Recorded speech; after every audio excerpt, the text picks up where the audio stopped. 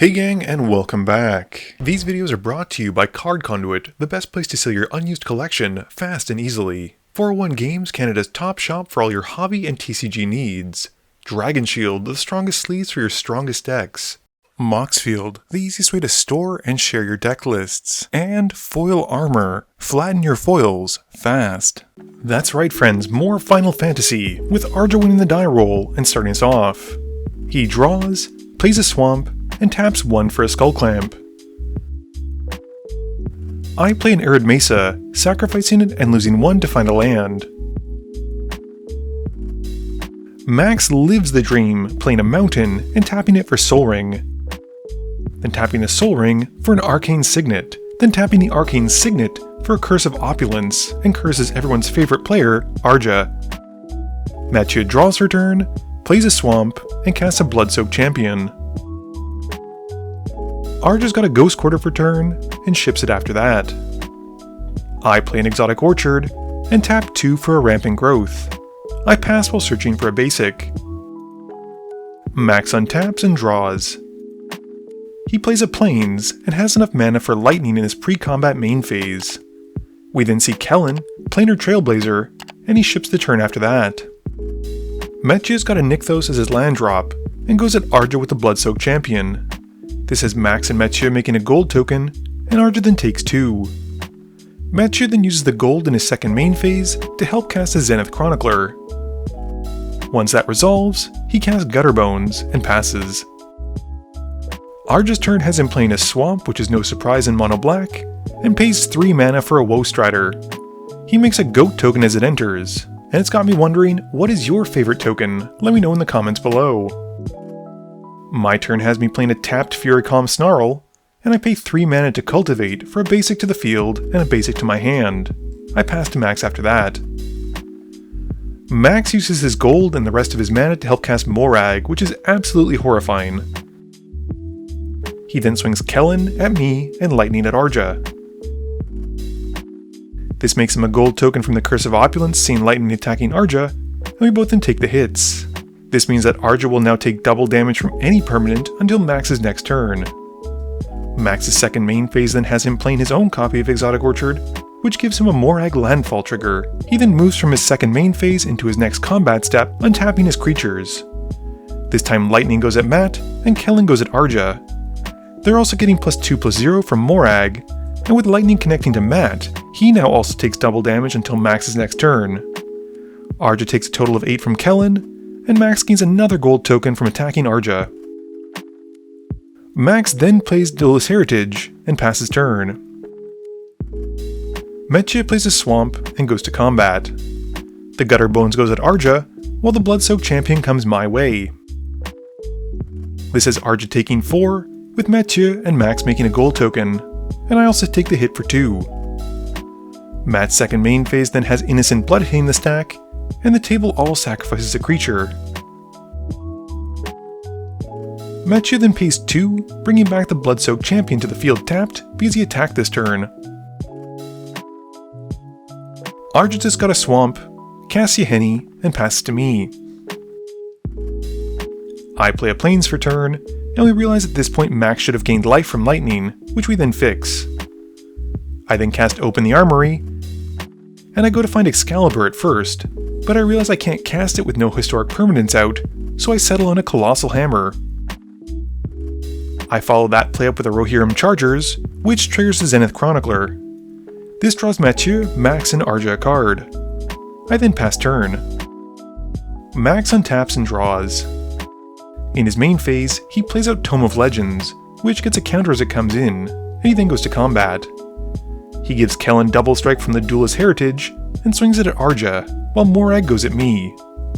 We both take the hits, with Max gaining a gold token. In his second main phase, Max then recasts Lightning, which has the tome gaining another counter. Mathieu, Arja, and I also draw a card from the Chronicler, and Max then passes turn. Matt draws and plays a Swamp. He taps enough for Vincent and goes to combat. Max decides to give the Blood-Soaked Champion double strike after Mathieu suggests he attacks Arja, and Matt then sends both of his small creatures at Arja. This has Mathieu and Max making a gold, and Arja taking 6, and Mathieu then passing turn. Arja plays a high market for turn, and then pays 4 mana for Grave Pact. He passes to me once it resolves. I've got a forest return, and cast a Colossal Hammer. Once it's out, I cast Cloud, ex-Soldier, who upon entering, lets me attach the hammer to himself for free. I then go to combat, and Max decides to not give anything double strike, and rightly so since I declare I'm swinging everything at him. I layer my on-attack triggers to resolve the Exert from the chargers first, but responding to this trigger, Max casts Swords to Plowshares and targets Cloud. My commander is exiled, gaining me a good chunk of life. I then resolve the Exert trigger, revealing off the top until I hit an equipment.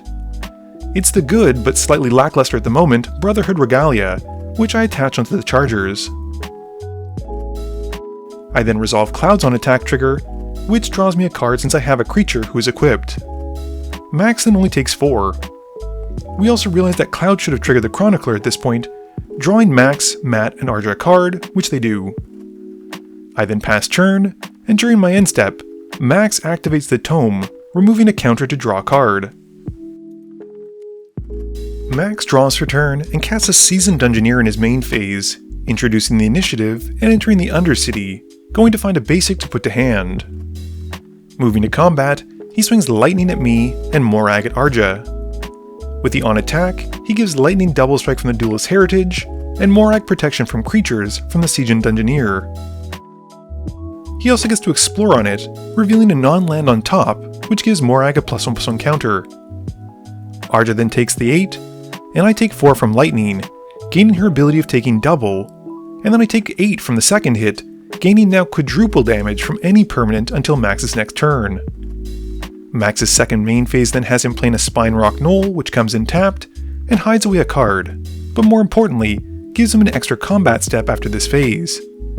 He then moves to that extra combat step, untapping his creatures, and sending Lightning at me, Morag at Arja, and Kellen at Mathieu.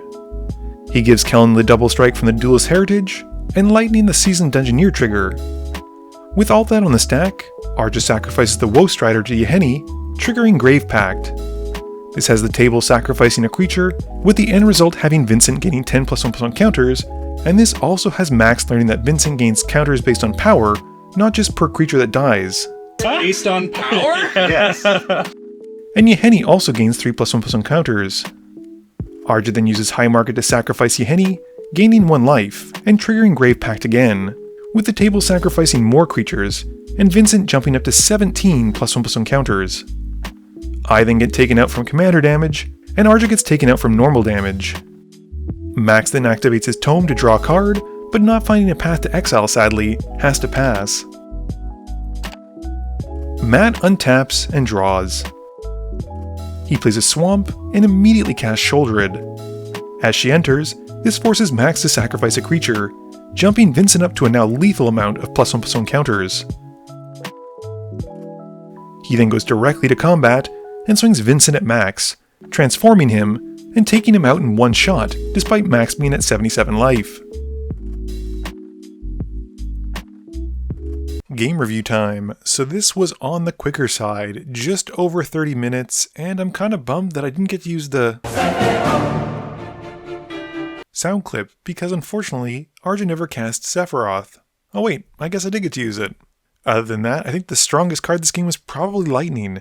Max was doing so much damage, and I think he would have had the game in the bag if it were not for the fact that we all figured out that Vincent was much stronger than Max thought. As a result of Arja's valiant sacrifice, and therefore sacrificing of other people's creatures, Vincent became enormous and was able to one-shot Max and win Mathieu the game. It was super cool to see. I'm really enjoying the legendaries from this set, and I particularly enjoy the frames where they have the game number behind them. I think they're really beautiful. This video wouldn't be possible without the help from my sponsors, but it definitely wouldn't be possible without the help from you, the viewers, and my patrons. So I just want to say thank you for watching, and to remember, friends are just opponents you haven't eliminated yet.